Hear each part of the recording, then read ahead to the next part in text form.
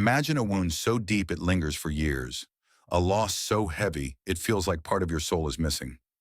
For Army veteran Tyler Brooks, that wound was the belief that his K-9 partner, Rex, was gone forever, lost in an explosion overseas.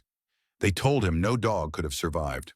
But one quiet afternoon in a small-town shelter thousands of miles from the battlefield, a single bark stopped Tyler's heart. What happened next was nothing short of a miracle. A reunion that defied logic, rekindled hope, and uncovered a story of loyalty so profound it will leave you breathless. This is the tale of a soldier and his dog, bound by trust, torn apart by betrayal, and brought back together by a force stronger than time itself.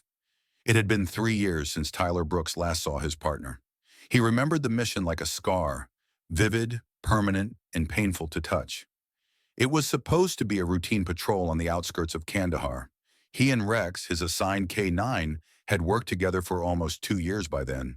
Tyler trusted Rex more than any human in his unit. The German Shepherd had saved his life more than once, sniffing out hidden explosives, warning him with a quick bark or a frozen stance when danger lurked ahead. But that day, everything changed. There was an IED. They were ambushed. The last thing Tyler remembered before blacking out was Rex launching forward, trying to push him out of harm's way.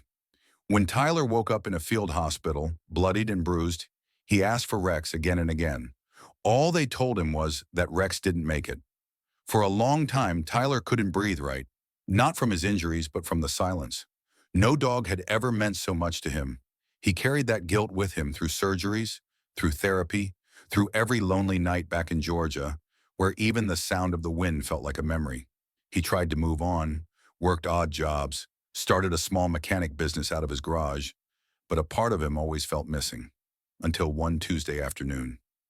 Tyler had gone to the shelter on a whim, not to adopt, just to donate some old blankets and food he'd collected through a local veterans charity. The place was quiet, tucked behind an elementary school on the edge of town. As he was handing over the bags to the receptionist, a sound reached his ears from the kennels in the back.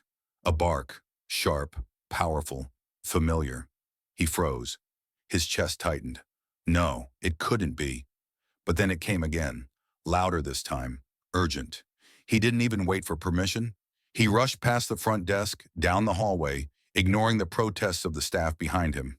His boots echoed off the tile floor until he rounded the corner and stopped dead in his tracks. There, third cage from the end, was a German Shepherd. Bigger now, scars on his hind leg, eyes wide, ears forward, tail stiff, not wagging, but waiting. Tyler stepped closer. His heart thundered so loud he couldn't hear anything else. The dog tilted his head slightly, took a step forward, then another, and then it happened. A low, familiar whine, the kind Rex used to make only when Tyler came home from base after long missions. A sound that had haunted Tyler's dreams more times than he cared to admit. "Rex!" Tyler's voice cracked. The shepherd barked once, then let out a whimper and pressed his entire body against the bars, tail now thumping hard against the metal. Tyler dropped to his knees. "Buddy, no way! Is it really you?" Rex pawed at the cage, desperate to close the space between them. A staff member finally caught up, slightly out of breath. "Sir, please, don't get too close. That one's new. He was found near a train yard 2 towns over. No microchip. Barely lets anyone touch him." But Tyler wasn't listening, and neither was Rex. Without thinking, Tyler extended his hand through the bars, and instead of growling or retreating, the dog nuzzled into his palm and let out a sound that could only be described as a cry. "Get the keys," Tyler said, looking up with tears in his eyes. "That's my dog. His name is Rex, and I think he just came home." The staff stared at them for a moment, unsure whether to believe it. But something about the way the dog leaned into the soldier, the way Tyler whispered his name like a prayer, told them this was no coincidence. This was a reunion the world never expected. And whatever had happened during those 3 years apart was a story waiting to be uncovered. Rex didn't let go. Even after the shelter staff opened the cage and Tyler knelt to meet him, Rex buried his head against Tyler's chest and refused to move. He whimpered, then licked the soldier's hands with the kind of desperation that didn't come from days without food. It came from years without home. Tyler's throat tightened as he ran his fingers over the thick fur around Rex's neck. then down his side. His hand paused when he felt something jagged beneath the coat. A scar, then another. And when Rex shifted, Tyler saw it, a patch of missing fur near the ribs, skin puckered and raw. It wasn't fresh, but it was deep, and it wasn't the only one. "Who did this to you?" Tyler whispered, anger boiling beneath his skin. The shelter director, a kind woman in her 50s named Maggie, approached slowly. "We don't know exactly what happened to him. He was brought in last month by a railroad worker who found him limping near the tracks, covered in mud and burns. Took us 3 days to get close enough to clean him up." Tyler looked at her, stunned. "You didn't try to identify him?" "We scanned for a chip. There was nothing. He was skittish, even aggressive at times. We figured he was abandoned or a stray.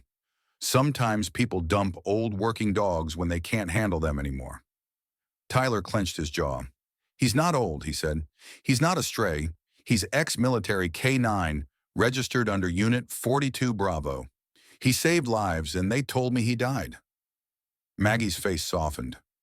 "I believe you. Anyone can see this dog would follow you into fire." Tyler stroked Rex's head gently. "He already did." Back at his truck, Rex climbed into the passenger seat like no time had passed. He turned in a circle, settled down, then rested his head on Tyler's leg as the engine rumbled to life. Tyler's fingers trembled on the wheel. He kept glancing over at him, as if afraid he'd disappear again. The ride home was silent, but something heavy lingered in the air, like the pieces of two broken hearts were trying to fit back together. When they pulled into the driveway, Rex perked up. His ears flicked forward, nose twitching. Tyler parked the truck and walked around to open the door, but Rex was already out, sprinting to the porch. He sniffed every inch of it, then turned in a slow circle, as if remembering something. Tyler watched from the steps. "You remember this place, don't you?" he asked. Rex looked up at him with those soulful brown eyes and gave a soft bark. Tyler opened the door. Inside, everything was exactly how it had been. The bed in the corner where Rex used to sleep, the dented water bowl by the kitchen. Tyler had never gotten rid of any of it. He couldn't. Some part of him had refused to say goodbye. Now he didn't have to. That night, Rex didn't leave his side. He followed Tyler from room to room, as if afraid he'd vanish again. When Tyler finally sat on the couch, Rex jumped up beside him and rested his head on his lap.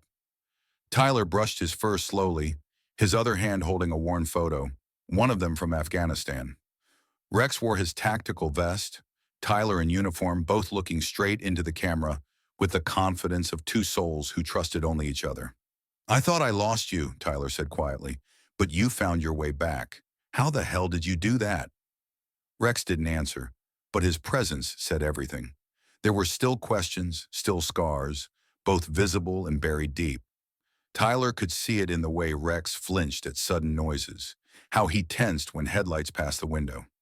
Whatever had happened during those missing years had left its mark, but he was here now, alive. Home. Tyler leaned his head back, eyes closing. He didn't know what tomorrow would bring, but for the first time in 3 years, he didn't feel alone. And he knew, whatever story Rex carried inside him, he was ready to uncover it together. The next morning, Tyler woke up to a warm weight pressed against his leg. Rex curled at the foot of the bed, head resting on his paws, chest rising in slow, peaceful breaths. For a second, Tyler thought he was dreaming. He reached out and ran his fingers through the dog's fur, just to be sure it was real. But as the sunlight filtered through the blinds and lit the quiet bedroom, the questions began to circle in Tyler's mind. Where had Rex been all this time? How had he survived? Who hurt him? And most of all, why did no one tell him?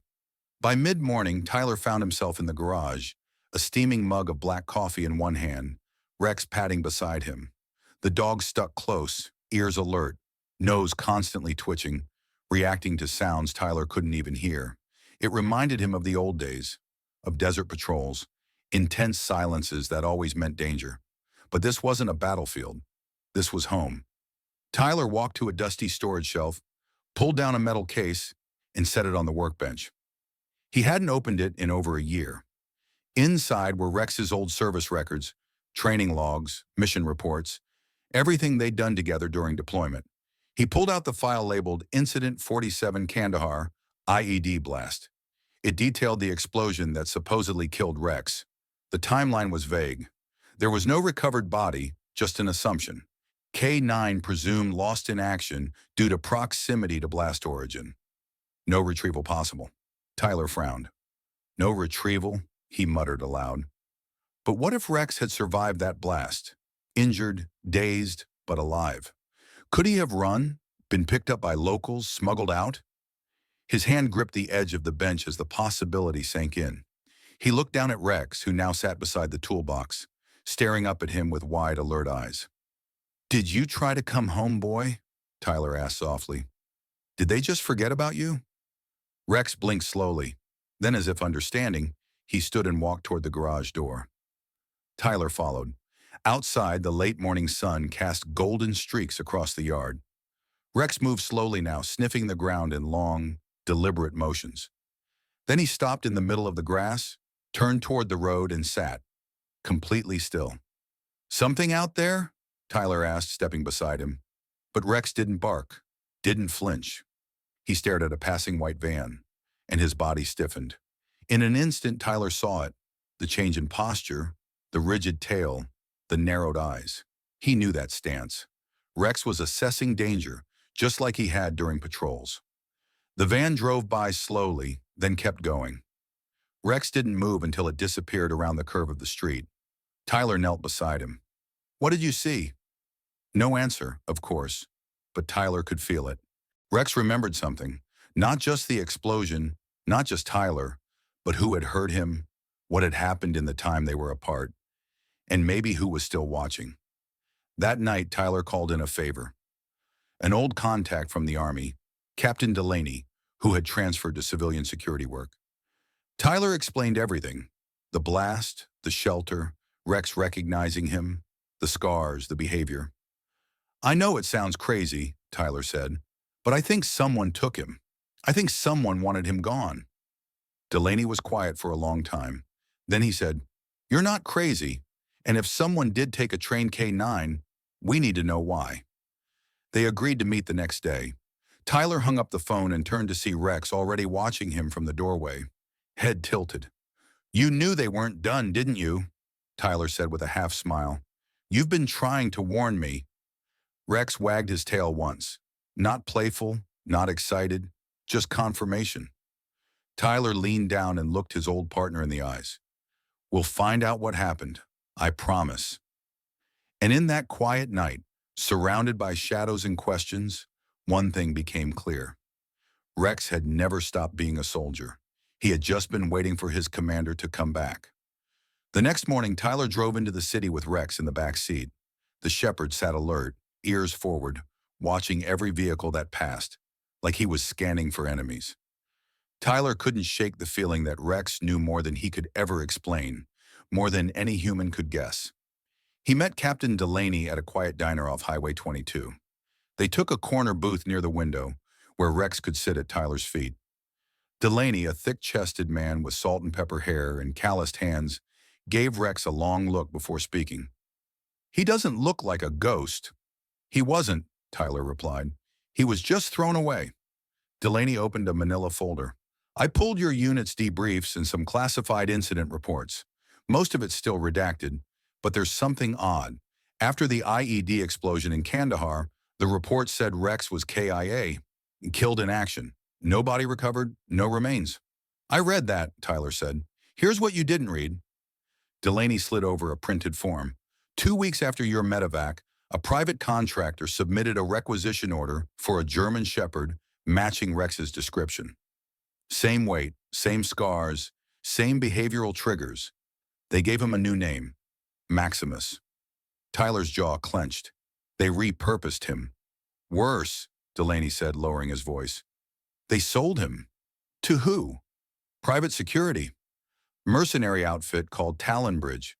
Blacklisted now, but 3 years ago, they were doing contract work in unregulated zones. Border work, political protection, corporate extractions." Tyler leaned back, stunned. "They took my dog, lied about it, rebranded him like gear, like a weapon." Delaney nodded. "It gets worse.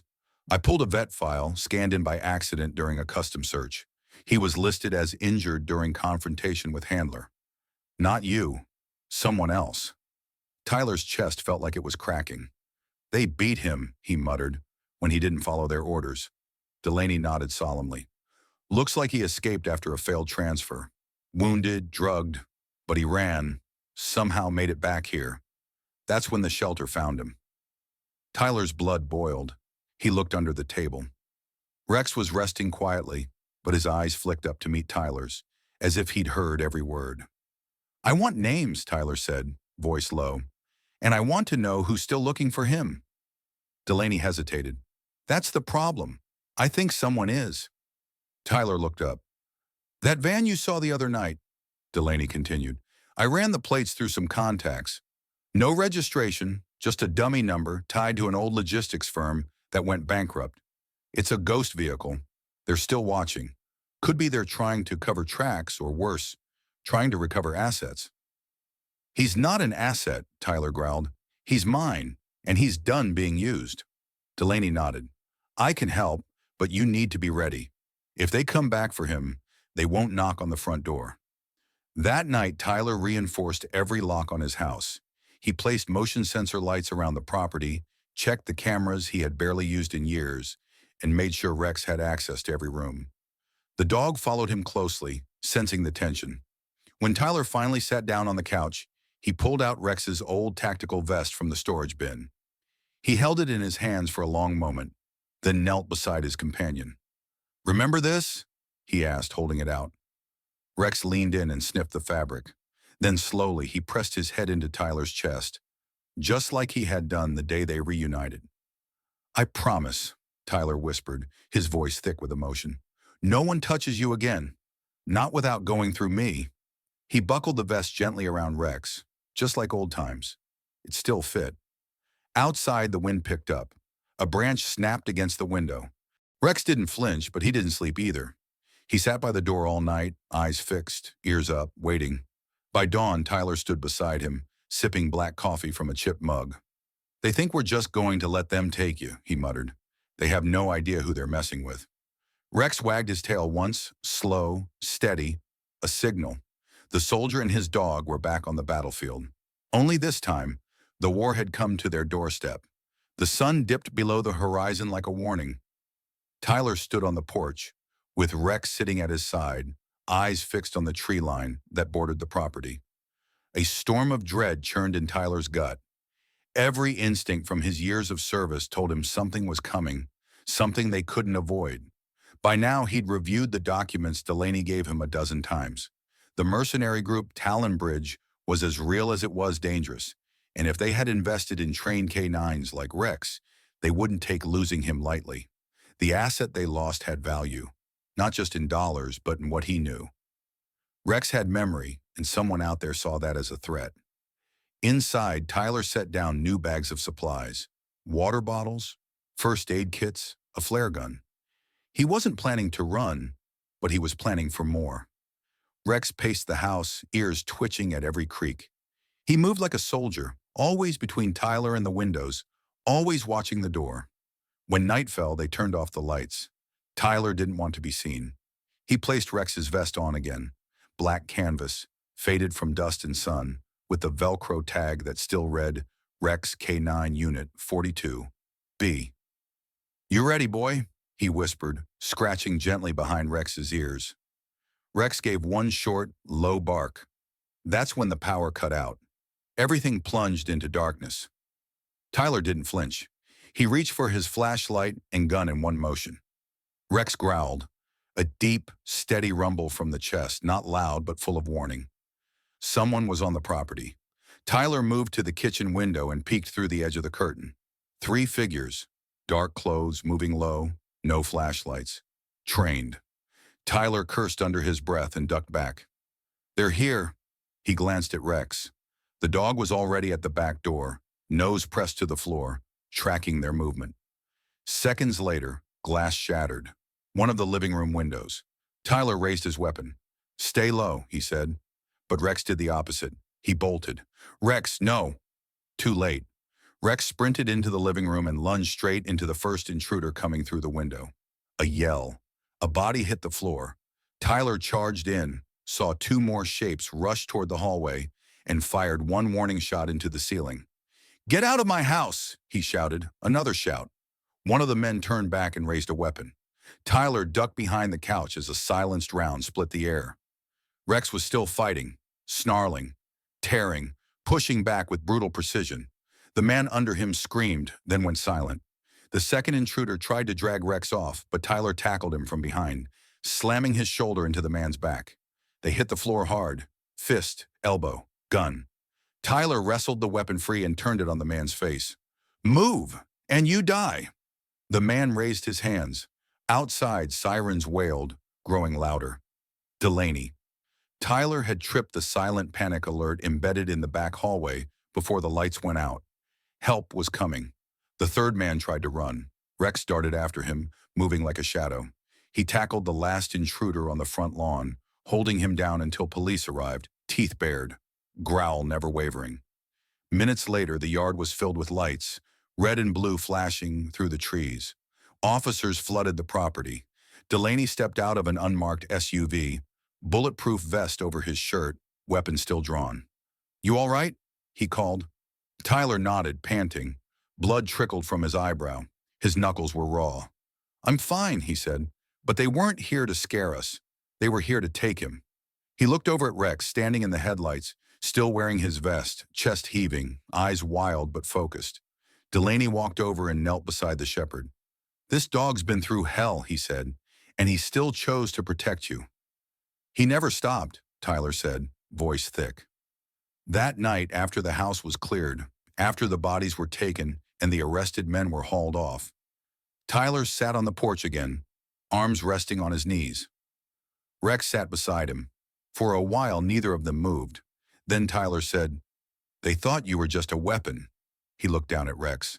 "But you're the soul of every man you ever saved, and I swear, you will never be property again." Rex leaned gently against him, the weight solid and steady. In the silence that followed, Tyler knew one thing: this battle was over. But the war to protect Rex and dogs like him had just begun. The days that followed the break-in were a blur of police reports, press inquiries, and sleepless nights. Tyler's home became a temporary stronghold. Officers patrolled the perimeter.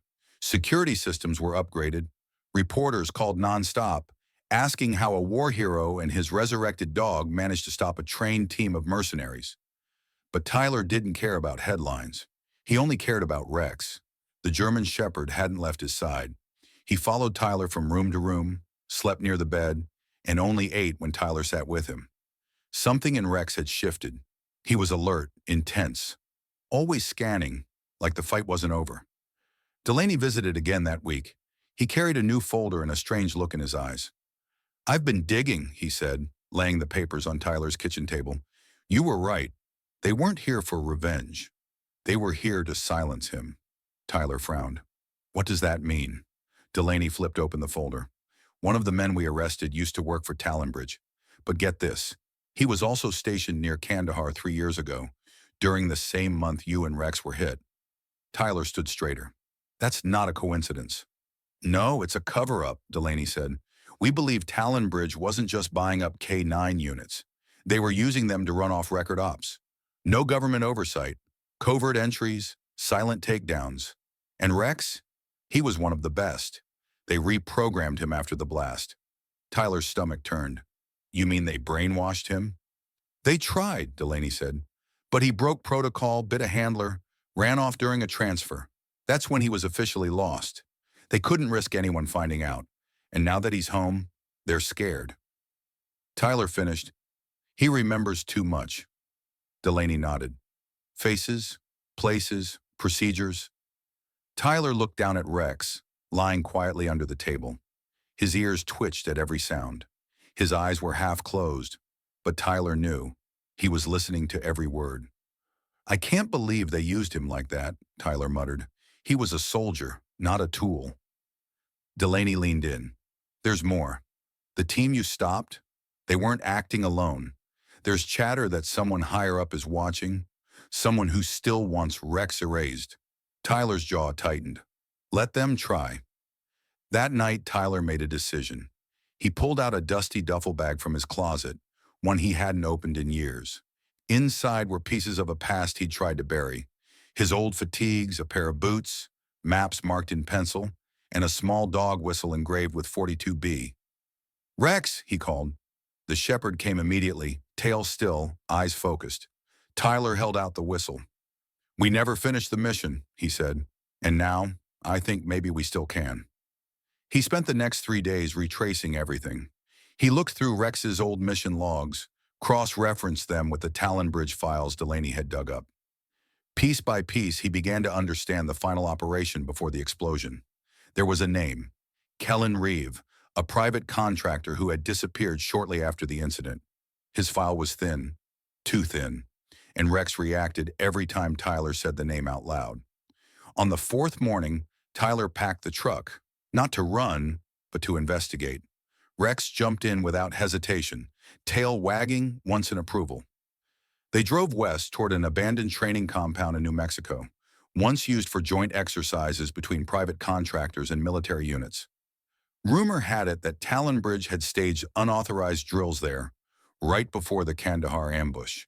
When they arrived, the place was deserted. Chain link fences rusted and bent, watchtowers empty, windows shattered. But as soon as Tyler stepped out, Rex began sniffing the air, then the ground. Then he froze. Tyler followed his gaze.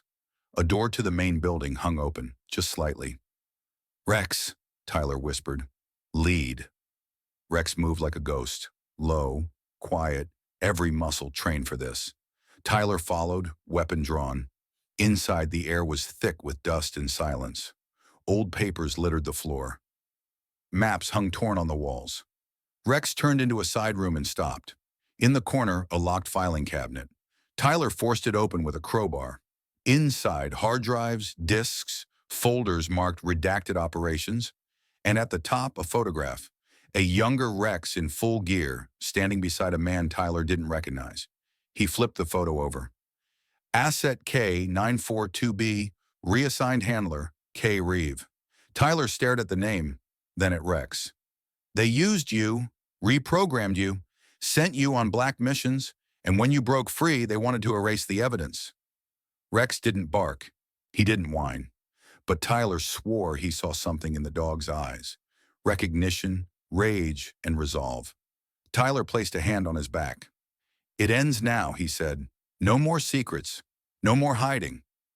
Outside, a dust storm began to form on the horizon. But Tyler and Rex stood ready, together again. Not just as partners, but as survivors, ready to expose everything. Tyler's home became a temporary stronghold. Officers patrolled the perimeter. Security systems were upgraded. Reporters called nonstop, asking how a war hero and his resurrected dog managed to stop a trained team of mercenaries. But Tyler didn't care about headlines. He only cared about Rex. The German shepherd hadn't left his side. He followed Tyler from room to room, slept near the bed, and only ate when Tyler sat with him. Something in Rex had shifted. He was alert, intense, always scanning, like the fight wasn't over. Delaney visited again that week. He carried a new folder and a strange look in his eyes. "I've been digging," he said, laying the papers on Tyler's kitchen table. "You were right. They weren't here for revenge. They were here to silence him." Tyler frowned. "What does that mean?" Delaney flipped open the folder. "One of the men we arrested used to work for Talon Bridge. But get this, he was also stationed near Kandahar 3 years ago, during the same month you and Rex were hit." Tyler stood straighter. "That's not a coincidence." "No, it's a cover-up," Delaney said. "We believe Talon Bridge wasn't just buying up K9 units. They were using them to run off record ops. No government oversight, covert entries, silent takedowns. And Rex? He was one of the best. They reprogrammed him after the blast." Tyler's stomach turned. "You mean they brainwashed him?" "They tried," Delaney said. "But he broke protocol, bit a handler, ran off during a transfer. That's when he was officially lost. They couldn't risk anyone finding out. And now that he's home, they're scared." Tyler finished. "He remembers too much." Delaney nodded. "Faces, places, procedures." Tyler looked down at Rex, lying quietly under the table. His ears twitched at every sound. His eyes were half closed, but Tyler knew. He was listening to every word. I can't believe they used him like that, Tyler muttered. He was a soldier, not a tool. Delaney leaned in. There's more. The team you stopped, they weren't acting alone. There's chatter that someone higher up is watching, someone who still wants Rex erased. Tyler's jaw tightened. Let them try. That night, Tyler made a decision. He pulled out a dusty duffel bag from his closet, one he hadn't opened in years. Inside were pieces of a past he'd tried to bury. His old fatigues, a pair of boots, maps marked in pencil, and a small dog whistle engraved with 42B. Rex, he called. The shepherd came immediately, tail still, eyes focused. Tyler held out the whistle. We never finished the mission, he said, and now I think maybe we still can. He spent the next 3 days retracing everything. He looked through Rex's old mission logs, cross-referenced them with the Talon Bridge files Delaney had dug up. Piece by piece, he began to understand the final operation before the explosion. There was a name, Kellen Reeve, a private contractor who had disappeared shortly after the incident. His file was thin, too thin, and Rex reacted every time Tyler said the name out loud. On the fourth morning, Tyler packed the truck, not to run, but to investigate. Rex jumped in without hesitation, tail wagging once in approval. They drove west, toward an abandoned training compound in New Mexico, once used for joint exercises between private contractors and military units. Rumor had it that Talon Bridge had staged unauthorized drills there, right before the Kandahar ambush. When they arrived, the place was deserted. Chain-link fences rusted and bent, watchtowers empty, windows shattered. But as soon as Tyler stepped out, Rex began sniffing the air, then the ground. Then he froze. Tyler followed his gaze. A door to the main building hung open, just slightly. Rex, Tyler whispered. Lead. Rex moved like a ghost, low, quiet, every muscle trained for this. Tyler followed, weapon drawn. Inside, the air was thick with dust and silence. Old papers littered the floor. Maps hung torn on the walls. Rex turned into a side room and stopped. In the corner, a locked filing cabinet. Tyler forced it open with a crowbar. Inside, hard drives, disks, folders marked redacted operations. And at the top, a photograph. A younger Rex in full gear, standing beside a man Tyler didn't recognize. He flipped the photo over. Asset K942B, reassigned handler, K. Reeve. Tyler stared at the name, then at Rex. They used you, reprogrammed you, sent you on black missions, and when you broke free, they wanted to erase the evidence. Rex didn't bark. He didn't whine. But Tyler swore he saw something in the dog's eyes. Recognition, rage, and resolve. Tyler placed a hand on his back. It ends now, he said. No more secrets. No more hiding. Outside, a dust storm began to form on the horizon, but Tyler and Rex stood ready, together again, not just as partners, but as survivors, ready to expose everything. Tyler didn't sleep that night. The hard drives, documents, and photographs they found at the compound sat neatly stacked on the passenger seat as they drove through the desert before dawn. Rex sat upright beside him, ears alert, gaze fixed out the windshield like a sentinel. Neither of them needed to speak. Both understood the weight of what they were carrying. They weren't just hauling evidence.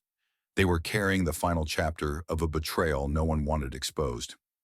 Tyler had called Delaney hours earlier and arranged to meet him at a secure FBI liaison office in El Paso. The files they uncovered had enough to sink what was left of Talon Bridge and implicate several high-level contractors who had been hiding behind forged signatures and silent operations for years. But it wasn't just about justice anymore. It was about honoring Rex. It was about finally giving meaning to what that dog had endured. By 10 a.m., they arrived at the building. The parking lot was quiet, and security waited at the door. Tyler walked in with Rex at his heel, head held high, tail steady. The K9's vest was tight around his chest, the name patch still attached. Rex, K9, Unit 42B. Inside, Delaney stood waiting with 2 agents. When he saw the files, his eyes widened. You did it, he said. Tyler dropped the folder on the table. They used him. They lied to me. They used all of us. Delaney nodded. We'll take it from here. This is enough to launch a full investigation. Tyler looked down at Rex. It better be. As the agents began to scan the documents and images, Tyler stepped out into the hallway where Rex sat down beside a water cooler. He lowered himself to the floor next to his dog and exhaled slowly.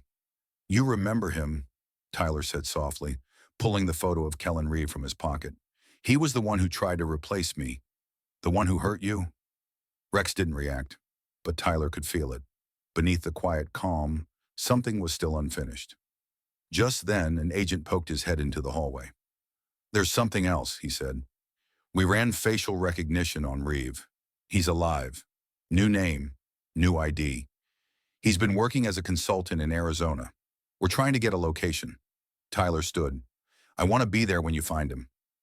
The agent looked hesitant. "That's not protocol." "I don't care." Delaney emerged from the room and placed a firm hand on the agent's shoulder. "He's earned it." 2 days later, they found him. Kellen Reeve was living under the name Jason Rory, just outside Tucson, a desert ranch, off-grid, the type of place people go to disappear. The FBI moved in swiftly. Tyler rode in one of the unmarked vehicles, Rex beside him, head slightly lowered but body coiled with energy. As the agents surrounded the property, Tyler stepped out and approached the front door. He had no weapon, just a file folder, and Rex Reeve answered the door with a smirk. He was older now, beard trimmed, eyes sharp. "Well," he said, "if it isn't the soldier and his mutt."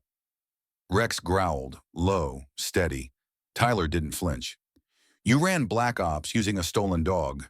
You beat him, reprogrammed him, then left him for dead."